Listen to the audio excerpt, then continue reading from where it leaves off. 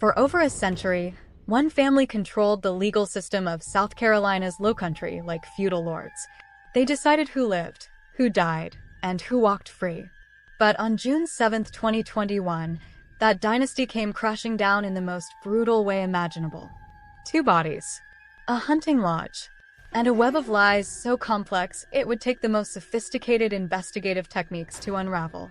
I'm Dr. Sarah Mitchell, a criminal behavioral analyst who has spent the last 3 years studying this case, and what I discovered challenges everything we thought we knew about family annihilators, power corruption, and the psychology of entitled killers.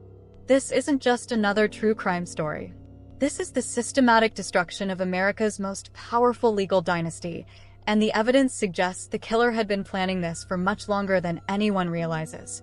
The Murdaugh name carried more weight in South Carolina than governors, senators, or even federal judges. For 87 years, 3 generations of Murdaugh men served as the elected prosecutors for the 14th Judicial Circuit, covering 5 counties in the state's rural Lowcountry. They weren't just lawyers. They were kingmakers who decided which cases got prosecuted, which got buried, and which evidence disappeared forever. Alex Murdaugh, the latest heir to this legal throne, seemed destined to continue the family tradition. But by June 2021, cracks in the dynasty's foundation had become chasms, and someone was about to pay the ultimate price. The victims were Margaret Maggie Murdaugh, 52, and Paul Murdaugh, 22, mother and son, found shot to death near the dog kennels on the family's 1,700-acre hunting lodge called Moselle. But here's what makes this case extraordinary from a criminological perspective. The killer used 2 different weapons. Maggie was shot 5 times with a .300 blackout rifle. Paul was shot twice with a 12-gauge shotgun, including a contact wound to the head that was so devastating it nearly decapitated him. This wasn't a crime of passion. This was execution-style overkill that suggests deep, personal rage combined with calculated planning. Most family annihilators use a single weapon and follow predictable patterns. They typically kill all family members present, then themselves. But this killer was different. This killer had a plan that went far beyond murder. They needed Maggie and Paul dead, but they needed to survive to execute the next phase of their scheme. And based on my analysis of the crime scene evidence, witness testimonies, and behavioral patterns, I believe this murder was designed to solve multiple problems at once. Let me paint the picture of what really happened that night, using forensic psychology principles that weren't fully explored during the trial. The evening of June 7, 2021, started like any other day at Moselle. Alex Murdaugh, the family patriarch and prominent attorney, claimed he spent the day at his law firm in Hampton, about 20 miles away. His wife Maggie was at the lodge, and their youngest son Paul had returned from college. But cell phone evidence would later reveal a completely different timeline, one that places Alex at the scene of the murders just minutes before they occurred. Here's where my analysis diverges from the prosecution's theory. They argued this was about Alex's financial crimes catching up to him, about his opioid addiction spiraling out of control, about him needing sympathy and distraction from his legal problems. All of those factors were present, but they missed the deeper psychological motivation. This wasn't just about money or drugs. This was about control. About maintaining the Murdaugh legacy at any cost. And Paul Murdaugh had become the biggest threat to that legacy. 3 years before the murders, Paul had been drinking and driving his father's boat when it crashed, killing 19-year-old Mallory Beach. The subsequent investigation and civil lawsuits weren't just threatening Paul, they were exposing decades of Murdaugh corruption. Financial records were being subpoenaed. Questions were being asked about missing settlement funds. The family's carefully constructed image of Southern gentility and legal prowess was crumbling, and Paul had become the catalyst for their destruction.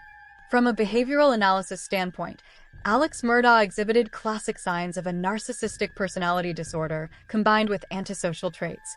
He believed himself above the law, literally and figuratively. When faced with the collapse of his empire, he didn't seek help or come clean. He eliminated what he perceived as the source of his problems. But he made one crucial mistake that most family annihilators make. He underestimated modern forensic science. The cell phone evidence in this case is extraordinary. Paul's phone captured a video at the dog kennels at 8:44 p.m., just minutes before the murders. In that video, You can clearly hear Alex's voice, despite his later claims that he was never at the kennels that night. This wasn't just a smoking gun, it was a smoking arsenal. But even more fascinating from a psychological perspective is what happened after Alex discovered the bodies. His 911 call, made at 10:07 p.m., reveals sophisticated deception techniques that most people couldn't maintain under extreme stress. He controlled his voice, provided just enough detail to seem credible, and never once asked the dispatcher to hurry. Most people calling about murdered family members are hysterical, demanding immediate help, begging for paramedics, even when it's obviously too late. Alex's call was eerily calm, almost businesslike.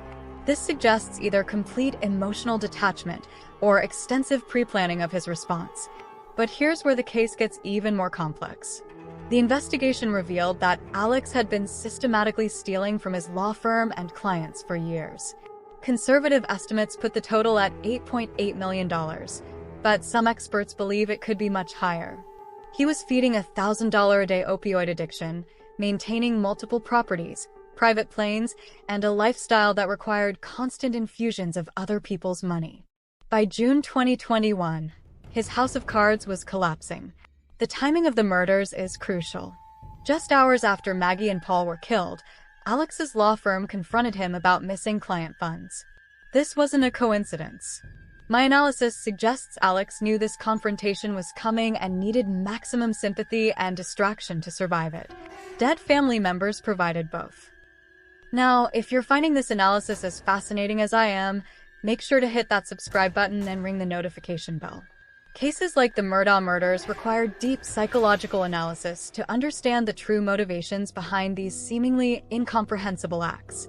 There's so much more evidence to explore, and understanding these patterns helps us recognize similar warning signs in other cases.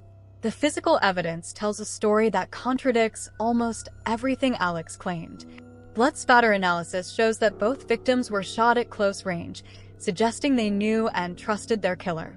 There were no signs of a struggle, no defensive wounds, no indication that either Maggie or Paul tried to run. This points to someone they were comfortable being around, someone who could approach them without raising alarm. The weapon selection is particularly telling. The .300 blackout rifle used to kill Maggie was found on the property, but the 12-gauge shotgun that killed Paul disappeared and was never recovered. This suggests the killer had intimate knowledge of the property, knew where weapons were stored, and had planned which ones to use and which ones to dispose of. It also indicates forward planning. The killer knew they would need to eliminate one weapon but could afford to leave the other behind. From a geographic profiling perspective, Moselle was the perfect location for this crime. The property was isolated, with the nearest neighbor over a mile away. The dog kennels where the bodies were found were positioned in a way that screened them from the main house, providing both privacy for the killer and a plausible reason for family members to be there alone. The killer knew this property intimately, understood its sight lines, its acoustic properties, and its escape routes. The investigation also revealed a pattern of behavior that suggests this wasn't Alex's first time eliminating problems through violence. In 2015, Stephen Smith, a 19-year-old Hampton County resident, was found dead on a rural road. Initially ruled a hit-and-run, the case was reopened after the Murdaugh murders when new evidence suggested Smith may have been murdered. Phone records show Paul Murdaugh was in the area that night, and Smith's mother had always insisted her son was killed, not struck by a vehicle. Then there's the case of Gloria Satterfield, the Murdaugh family housekeeper who died in 2018 after allegedly falling downstairs at the family home. Alex convinced her family to hire his friend as their attorney and helped them file a wrongful death lawsuit against his own insurance company. The settlement was over $4 million, but the family never saw a penny. Alex and his accomplices kept it all. When Gloria's body was exhumed as part of the Murdaugh investigation, the coroner found her injuries were inconsistent with a simple fall. These cases establish a pattern. When people became problems for the Murdaugh family, they had a tendency to die under suspicious circumstances. Alex had been eliminating threats to his empire for years. Maggie and Paul were just the most personal ones. The financial crimes add another layer to the psychological profile. Alex wasn't just stealing to feed his drug habit. He was stealing to maintain his image as the successful heir to a legal dynasty. He owned multiple properties, expensive vehicles, boats, and planes. He sent his children to elite private schools and universities. He maintained memberships at exclusive clubs and took lavish vacations. All of this was funded by stolen money, and by 2021, his theft had become so extensive that discovery was inevitable. But here's what makes Alex different from typical white-collar criminals. When faced with exposure, he didn't flee, didn't confess, didn't seek help. He doubled down and committed murder. This suggests a level of narcissism and entitlement that goes beyond normal criminal psychology. He genuinely believed he could kill his way out of his problems and that his family name would protect him from consequences. The prosecution argued that Alex killed his family to generate sympathy and distract from his financial crimes. But my analysis suggests the motivation was more complex. Paul, in particular, had become a liability that threatened the entire family legacy. His boat crash had already cost them millions in settlements and legal fees. The ongoing civil litigation was exposing financial records that revealed Alex's theft. And Paul's reckless behavior suggested he would continue to create problems that threatened the family's carefully constructed image. Maggie's murder is more puzzling from a purely logical standpoint. She wasn't directly involved in any of Alex's crimes, and her death didn't solve any immediate problems. But from a psychological perspective, Maggie represented something even more dangerous than Paul. She was a witness to Alex's real nature. She knew about his drug use, his erratic behavior, his financial problems. If Paul's death was about eliminating a liability, Maggie's death was about eliminating a potential witness. The crime scene reconstruction reveals additional details about the killer's psychological state. Both victims were shot multiple times, indicating overkill that suggests personal rage rather than professional execution. The contact wound to Paul's head was particularly brutal, suggesting intense anger or hatred. This wasn't a dispassionate elimination of problems. This was personal vengeance. The timeline of events that night also supports the theory of premeditation. Alex's cell phone shows he left his office in Hampton around 6:30 p.m. and drove to Moselle. His phone then went silent for several hours, unusual for someone who typically received dozens of calls and texts per day. This digital silence suggests he was preparing for something that required his full attention and couldn't afford interruptions. The family's financial situation adds another dimension to the motive analysis. The Murdaugh family wasn't just wealthy. They were generationally wealthy, with assets accumulated over more than a century of legal dominance in the region. But that wealth was largely tied up in real estate, law firm partnerships, and trust funds that Alex couldn't easily access or liquidate. His theft from clients and his firm was likely an attempt to maintain cash flow without selling assets that would signal financial distress. By June 2021, this strategy was failing. Civil lawsuits from the boat crash were demanding extensive financial disclosure. His law firm was conducting an internal audit that would expose his theft. Insurance companies were refusing to cover additional legal costs. The walls were closing in from multiple directions, and Alex needed a dramatic reset to survive. The murders provided that reset, at least temporarily. Within hours of discovering the bodies, Alex was receiving condolences from judges, politicians, and business leaders throughout South Carolina. The media coverage focused on the family's tragic loss rather than their legal problems. Civil litigation was paused out of respect for the grieving widower and father. It was exactly the sympathy and distraction Alex needed. But modern forensic science doesn't care about sympathy or family legacy. Cell phone data, ballistics evidence, blood spatter analysis, and financial records don't lie or show mercy. And the evidence against Alex was overwhelming from the moment investigators began their analysis. The cell phone evidence alone would have been enough to convict him. Paul's video captured at the kennels didn't just place Alex at the scene, it established a precise timeline that contradicted every aspect of his alibi. The video was taken at 8:44 p.m. The murders occurred shortly after. Alex's phone showed movement away from the kennels at 8:47 p.m., then a period of frantic activity as he moved around the property, likely disposing of evidence and preparing his story. His phone records from that night read like a checklist of guilty behavior. Multiple attempts to call Maggie and Paul after he allegedly discovered their bodies, even though he would have known they were dead.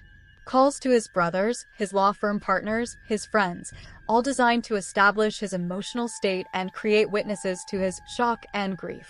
But the most damning evidence was what wasn't on his phone. For someone who typically used his device constantly throughout the day, Alex's phone was remarkably quiet during the crucial time period when the murders occurred. This digital silence wasn't accidental. It was calculated. He knew his phone could place him at specific locations at specific times, so he made sure it couldn't contradict his planned alibi. The ballistics evidence tells an even more disturbing story. The .300 blackout rifle that killed Maggie was a precision weapon, designed for accuracy at longer ranges. But Maggie was shot at close range, suggesting the killer wanted to ensure their shots were fatal. The multiple wounds indicate the killer stood over her and continued shooting even after she was down. Paul's wounds tell a different story. The 12-gauge shotgun used to kill him was a devastating close-range weapon.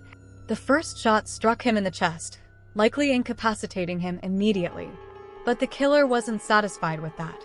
They pressed the shotgun against Paul's head and fired again, a contact wound that caused massive trauma. This wasn't about ensuring death. Paul was already dying from the chest wound. This was about rage, about making sure Paul suffered maximum damage. The psychological significance of using two different weapons cannot be overstated. Most killers, even experienced ones, stick with a single weapon to minimize variables and reduce the chance of something going wrong. Using two weapons suggests either extreme confidence or extreme emotion. In Alex's case, I believe it was both. He was confident in his ability to manipulate the investigation, but he was also consumed with rage at his family members for threatening his carefully constructed world. The disposal of the shotgun while leaving the rifle behind also suggests sophisticated planning. The shotgun was likely disposed of in one of the many waterways around the property, where it would be nearly impossible to recover. The rifle was left behind because it served the killer's purposes. It supported the theory of outside attackers using the family's own weapons against them. This brings us to one of the most fascinating aspects of this case, Alex's attempt to stage the scene as a revenge killing connected to Paul's boat crash. The theory he wanted investigators to pursue was that someone connected to Mallory Beach's death had come to Moselle seeking vengeance against Paul and killed Maggie as well to eliminate a witness. This theory had several advantages from Alex's perspective. It provided clear motive for outside killers. It generated sympathy for Alex as a grieving father and husband who had lost his family to violence beyond his control. It directed attention away from his financial crimes and toward the boat crash case, which was already public knowledge, and it positioned him as another victim rather than a suspect. But the theory had fatal flaws that sophisticated forensic analysis quickly exposed. Outside killers wouldn't have known where to find weapons on the property. They wouldn't have been able to approach the victims without causing alarm. They wouldn't have had intimate knowledge of the family's routines and habits. And they certainly wouldn't have had access to Alex's cell phone to create the precise timeline that placed him at the scene. The investigation also revealed that Alex had been researching similar cases online in the weeks before the murders. His search history showed he had been studying family annihilator cases, looking at how investigators had solved them and what evidence had been most damaging to the perpetrators. This wasn't casual interest. This was reconnaissance for his own planned crime. Now, I want to hear from you in the comments below. Do you think Alex's research into other family annihilator cases proves premeditation, or could it have been related to his work as an attorney? And here's something that's been bothering me since I started analyzing this case. If Alex was smart enough to research how these crimes are solved, why did he make so many basic mistakes with the cell phone evidence? Was it arrogance, panic, or something else entirely? Let me know your theories, and don't forget to like this video if you're finding this analysis helpful. The trial itself revealed additional insights into Alex's psychological profile. His decision to testify in his own defense was extraordinary, especially given the strength of the evidence against him. Most defense attorneys would never allow a client to take the stand in a murder case, particularly when that client had obvious credibility problems due to years of lying and stealing. But Alex insisted on testifying, and his performance on the witness stand was a masterclass in narcissistic behavior. He admitted to lying about being at the kennels, but claimed he only lied because of his paranoia related to his drug use. He admitted to stealing millions from clients and his law firm, but portrayed himself as a victim of addiction rather than a calculating thief. He cried at appropriate moments, but his tears seemed practiced rather than genuine. Most revealing was his inability to show genuine emotion when discussing his family's deaths. When prosecutors showed him graphic crime scene photos of his wife and son, Alex's reaction was minimal. He looked away, showed discomfort, but didn't display the overwhelming grief and horror that would be expected from an innocent husband and father seeing those images for the first time. His testimony also revealed the depth of his deception in the weeks and months following the murders. He had maintained his innocence not just to investigators and prosecutors, but to his surviving son Buster, his brothers, his friends, and anyone who would listen. He attended memorial services, gave interviews expressing his determination to find the real killers, and even hired private investigators to pursue alternative theories. This level of sustained deception requires extraordinary psychological compartmentalization. Alex had to convincingly play the role of grieving widower and father while knowing he was responsible for his family's deaths. He had to comfort others who were mourning his victims while concealing his own guilt. This isn't behavior typical of crimes of passion or temporary insanity. This is the behavior of someone with profound antisocial traits. The financial evidence presented at trial revealed the full scope of Alex's criminal enterprise. He had been stealing from clients for at least a decade, using increasingly sophisticated methods to conceal his theft. He created fake bank accounts, forged documents, and manipulated legal settlements to redirect money to his personal use. The total amount stolen was staggering, but even more shocking was how he had used his position as a respected attorney to prey on vulnerable clients. Many of his victims were poor, uneducated people who trusted him to handle their legal affairs honestly. They included the family of his deceased housekeeper, clients involved in personal injury cases, and even his own law firm partners. Alex didn't just steal money. He stole from people who had already suffered losses and were depending on him for justice and fair compensation. This pattern of exploitation provides crucial insight into his psychological makeup. Alex didn't just see himself as above the law. He saw other people as resources to be exploited for his benefit. This dehumanization of others is a key characteristic of antisocial personality disorder and helps explain how he could kill his own family members when they became inconvenient. The jury deliberated for just 3 hours before returning guilty verdicts on all charges. This was remarkably fast for such a complex case, suggesting the evidence was so overwhelming that there was little to debate. The cell phone evidence alone would have been sufficient for conviction, but when combined with the financial motive, the lack of credible alternative suspects, and Alex's obvious deception, the case was essentially bulletproof. The sentencing hearing provided additional insights into Alex's psychology. Given the opportunity to address the court and the families of his victims, Alex maintained his innocence and expressed hope that the real killers would eventually be found. This wasn't just a legal strategy. This was genuine delusion. Even faced with life in prison without parole, Alex couldn't accept responsibility for his actions. Judge Clifton Newman, who presided over the trial, delivered a sentencing statement that captured the broader significance of the case. He noted that Alex had used his family's century-long legal legacy to prey on vulnerable people, and that his crimes had betrayed not just his victims but the entire legal profession. The Murdaugh name, once synonymous with justice in South Carolina, would forever be associated with corruption and murder. The investigation didn't end with Alex's conviction.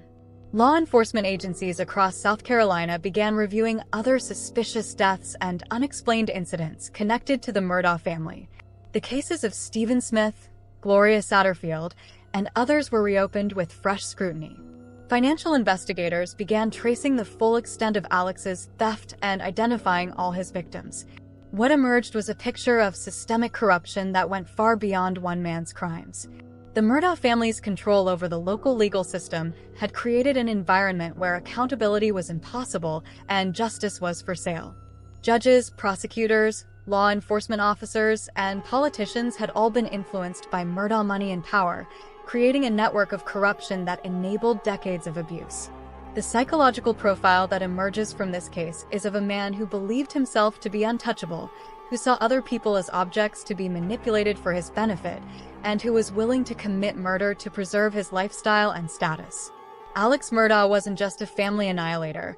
He was the product of a corrupt system that had taught him from birth that the rules didn't apply to people like him. But modern forensic science and investigative techniques proved that even century-old dynasties built on corruption couldn't survive in the digital age. Cell phone data, financial records, ballistics evidence, and behavioral analysis combined to expose crimes that previous generations of investigators might never have solved. The case also demonstrates how family annihilators often follow predictable patterns, even when they think they're being clever. The use of multiple weapons, the staging of crime scenes to suggest outside attackers, the attempts to generate sympathy and misdirect suspicion, all of these are common tactics that experienced investigators know to look for. What made Alex different wasn't his criminal sophistication.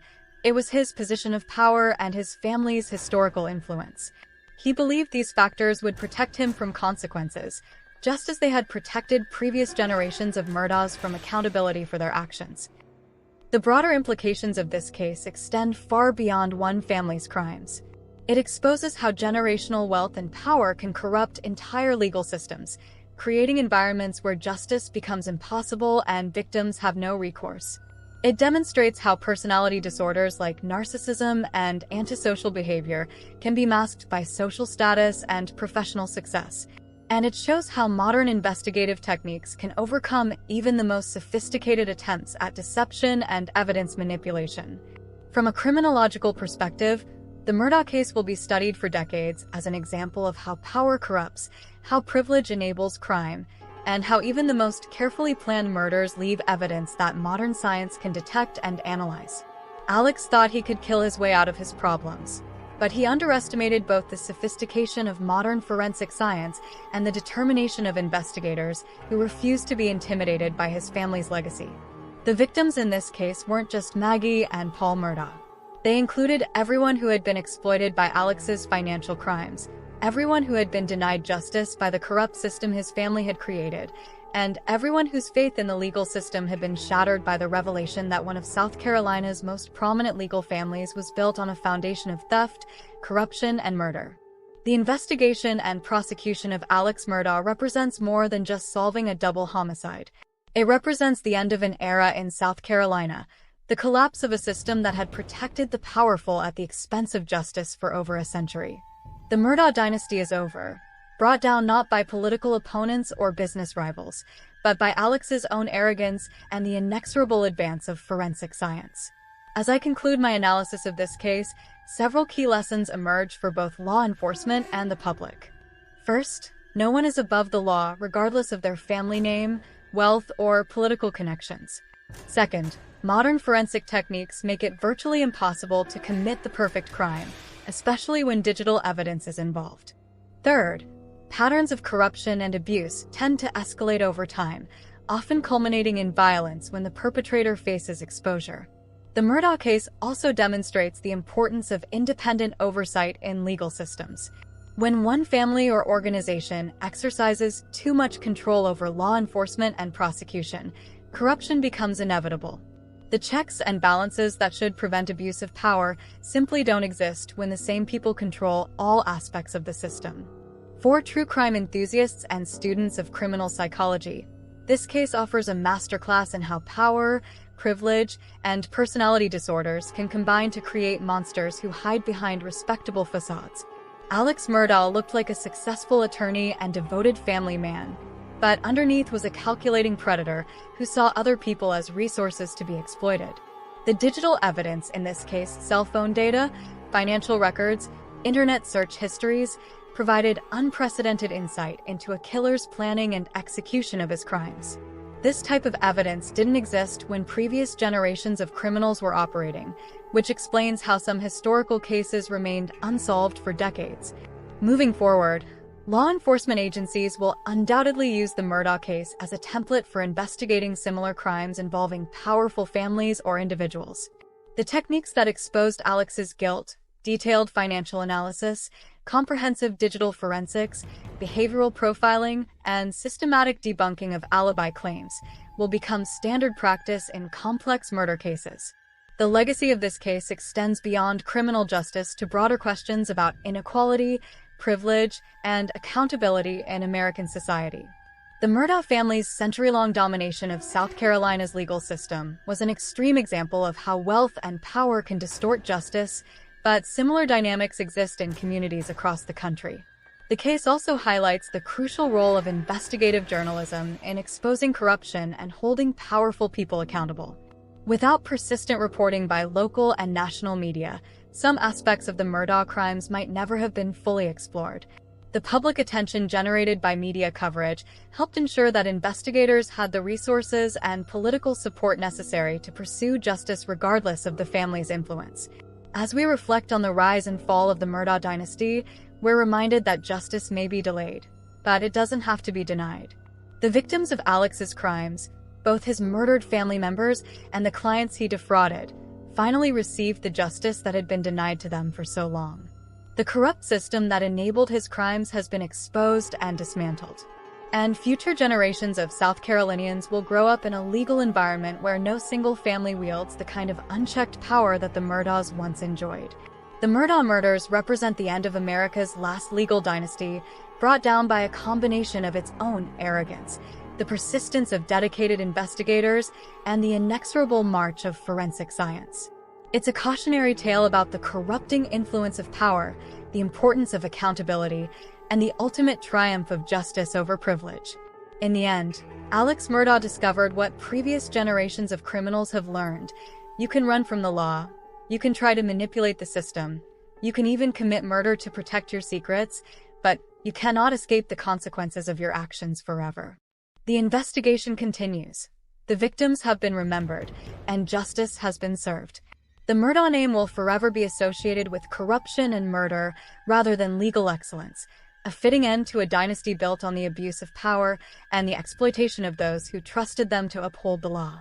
If you found this deep dive analysis helpful and want to see more cases examined through the lens of criminal psychology and forensic science, make sure to subscribe and share this video with others who appreciate thorough, fact-based true crime content.